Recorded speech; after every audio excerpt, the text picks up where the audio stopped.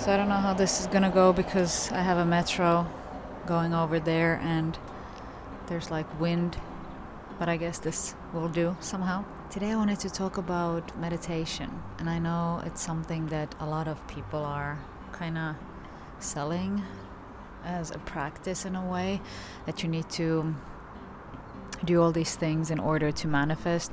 I must be honest, and I do feel that you cannot truly manifest if you don't meditate. Of course, you can manifest some small things like some wishes here or there, but I do not think that you can truly embody specific emotions that you need in order to be closer to a manifestation that you want to have or want to attract into your life. And even sometimes I feel like meditation and visualization will only take you so far, but if you have subconscious beliefs that you are not worthy of a desire that you have, you could be able to actually receive that manifestation. But I do feel like there's a lot of things that are not coming into fruition just because of your emotional state, or not actually your emotional state, but more like the subconscious belief that you have about yourself. Like I talked about this grant that I was granted. Like I received this artist grant in January 2023, and it was a year-long grant. And I was so grateful once I heard about receiving it. It was in December. I was in Paris actually when I heard about it, and I was doing tedious daily manifestation for I think 2.5 months. And I'm talking about manifestation where I visualized and meditated every morning, every evening, just before bed. And also I was doing this letter method that Life by Lucy is actually talking about in her videos, where you write this letter to yourself where you're grateful and thankful for everything that you already have. And by reading this letter every morning, every evening, and even sometimes during the day, you are able to kind of reprogram that subconscious by feeling that feeling of already having it. And once you feel the feeling, you're more able to be a vibrational match to it, which is what everybody is saying. But what does that actually mean, and why is meditation so important in like being that vibrational match? I feel like if we don't take any time for ourselves, like mental time for ourselves, to just be with ourselves and not always have sensory distractions, I feel like we are not able to hear intuitively what we need in every situation. Like for example, I wanted to receive this grant for many years. Like I applied for many years for this grant. And why didn't I receive it earlier was, yes, not only because of my visualization or the lack of it, but I feel like it was more to do about that I did not feel that I was worthy of that grant. I literally didn't feel that my work was worthy of receiving a year grant. That means that I have to really know what I'm doing, be able to plan it and present it to this organization so they know actually that I'm worthy of receiving the grant.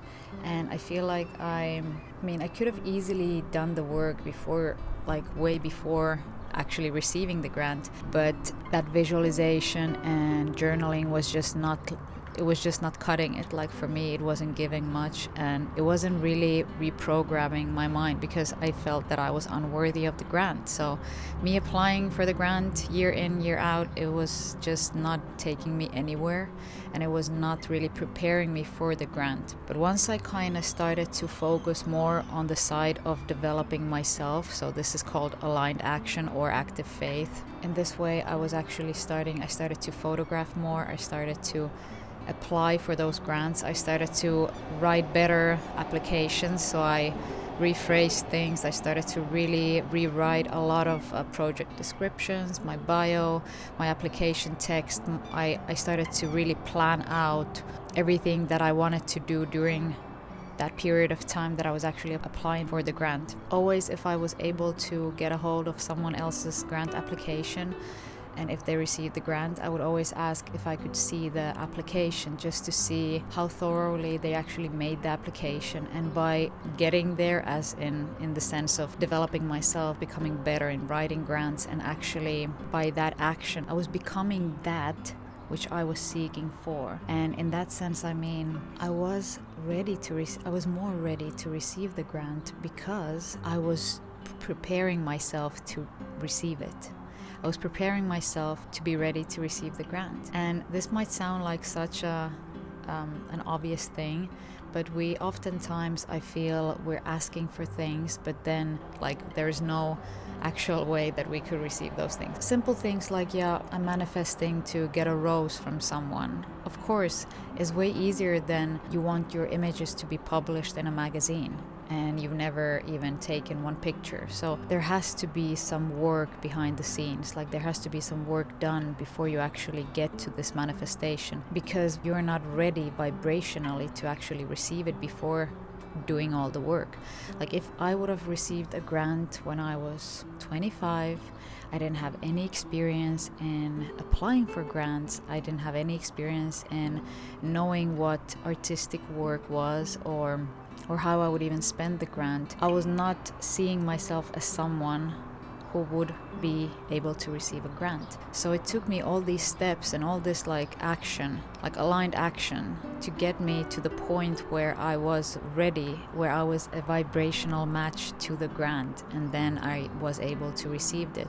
And still, even when I did receive it, I couldn't believe I actually received it, because I felt that there was still some point in me, like some part in me that felt that I was not worthy of it, or like, was this a mistake? Like, did I actually receive this grant? And it was because I can do all these things, but if I don't do the subconscious work, like really kind of rewiring myself, because I do know that I have a lot of work to be done around self-worth and around like negative self-talk, but I really feel like there's a lot of work to be done in my inner talk, like the way I speak about myself and the way I react to situations that are not something that I maybe am ready for, in a way.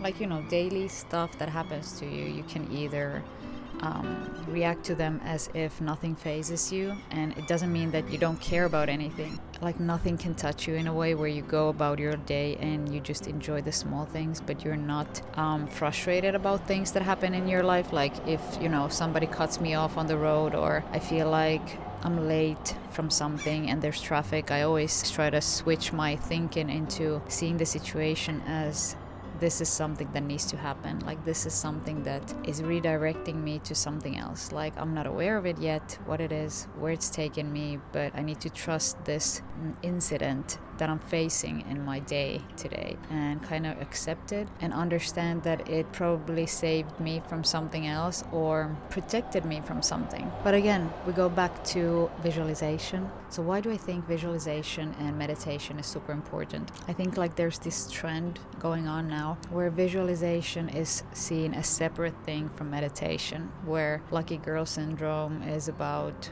you trusting the universe, and you know, you journaling and creating these visual boards for yourself are for soft girl eras and for clean girl eras. But I don't think you can actually separate visualization from meditation. What I do is I do 2 types of meditation, and I don't do this daily. I kind of switch between these 2 depending on what kind of day I had, and if I had kind of rushed day, or I felt like there was a lot of things that I had to do. I feel like just meditating and hearing my intuitive thoughts without having specific visualizations is very helpful. I also do kind of manifestation walks where I do active meditation. I don't know if that's a term, but I just go for a walk. I don't listen to anything, no podcast, no theta waves, no nothing. I just go for a walk and I try to hear intuitive thoughts.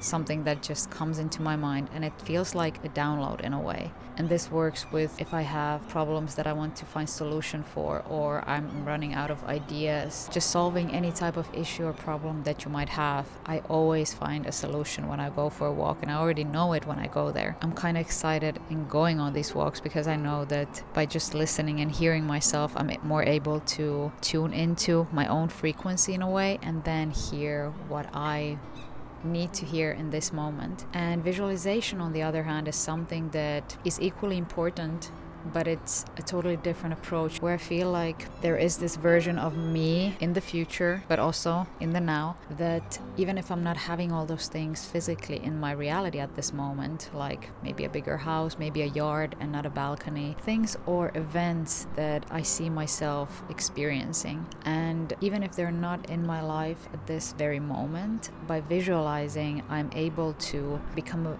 vibrational match to those things. And so for me, it's not as much about physical things or the physical attributes of having an actual house or a bigger apartment, but it's more about what it can enable me to experience, to feel. What I do in these visualizations is usually that I go into the feeling of me sitting on the grass, feeling the grass. So I'm actually touching the grass. I'm feeling the sunlight, the sunshine on my skin. I'm feeling the warmth. I'm smelling the flowers, the herbs that are growing there.